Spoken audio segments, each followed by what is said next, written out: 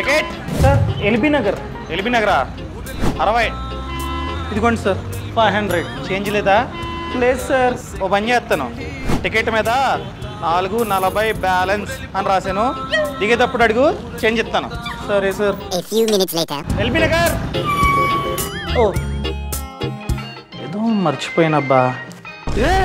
440 రూపాయలు తీసుకోవడం మర్చిపోయాను. 440 లాస్. ఈ టైంలో కౌశిక్ ఉంటే ఎంత బాగుండేదో.